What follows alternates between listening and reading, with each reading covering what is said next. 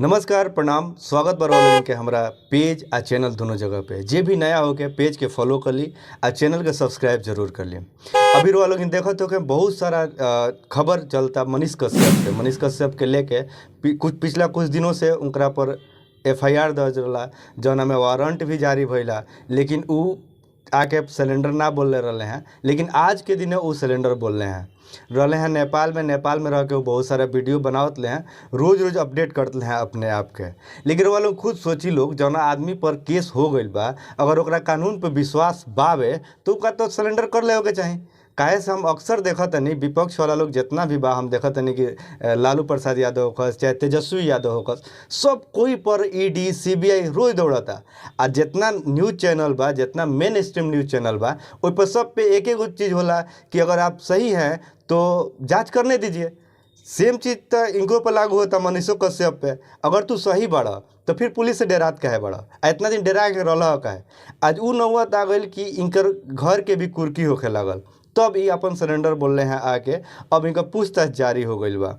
अगर ये गलत कैले हुए तो इनका सजा तो जरूर हुई, अगर सही कैले हुए तो ये छूट भी जाइए।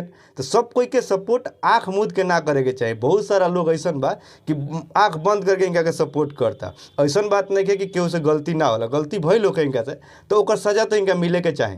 हम तो ये बात पर विश्वास करनी, संविधान जब अपना देश में बा ओकरा अनुसार जब सजा मिलेला तो संविधान के अनुसार सजा मिले के चाहे। इनका सबसे गंदा बात ये हो गई कि ये चैलेंज करे लगले हैं।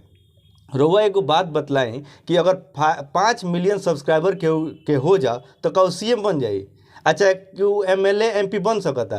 रोल खुद एक बार सोची ई बात के। तब तो 10-10 मिलियन या 20-20 मिलियन वाला जितना लोग भावे वो तो PM बन जाए के चाहिए। हमका तो PM हो जाए के चाहिए, अच्छा MP सीधे विधानसभा में सांसद में बैठे के चाहिए जाके। तो ये चैलेंज बहुत गंदा चीज़ बा। और ये तेजस्वी यादव का बहुत सारा चीज़ बोलले बड़े, नौवीं फेल, क्रिकेट में फेल, इनमें तो बहुत सारा लोग ऐसा बावे जौन की अच्छा उच्च पद पर बा। अब बिल गेट्स के ले ली, इतना बड़ विश्व के सबसे ज़्यादा धनिक आदमी होवन, ज़्यादा पढ़ल लिखल नहीं खा, तो का कल उनका कि वो अब धनिक ना हो पाई हैं। तो अपन किस्मत के बात बा, तू कहाँ पैदा होता रहे, वो कहाँ पैदा होता रहे, ये सब अपना किस्मत के बात बा। लेकिन इतना बड़का चैलेंज तरह ना देवे के चाहिए। मनीष कश्यप के हम बोलते नहीं कि इतना बड़ा चैलेंज ना देवे के चाहिए कि तार सरकार गिरा दे, तू का बड़ा, ये सब चैलेंज ना देवे के चाहिए। भाई तू एगो यूट्यूबर हो, हमनियों के यूट्यूबर हैं सन, एक मतलब ये ना भइल कि संविधान से हट के हम ये काम कर जाऊँ। तो ये चीज़ पर रउआ लोगन भी एक बार विचार करी आ देखी कि गलत आ सही का बा। आँख बंद करके केहू के फॉलो कैला के आ केहू के मतलब समर्थन में खड़ा होकर आ भीड़ लगावला के जरूरत नहीं है। वैसे भी बेरोजगारी इतना ज़्यादा बा कि नेता के पीछे दुनिया भर के लड़का दौड़े ला लो झंडा लेके। ये सब काम मत करी लो। आप पढ़ाई पे ज़्यादातर पढ़ाई पे अपना संविधान पे विश्वास रखी लो। आगे होके वाला भविष्य जौन हो बहुत ही अच्छा हो। रउआ लोग इनके का विचार बा ए पर जरूर हमरा के बताई, कमेंट में जरूर हमरा के बताई कि रउआ लोग इनके कैसा लागल ये वीडियो। तब तक खातिर प्रणाम।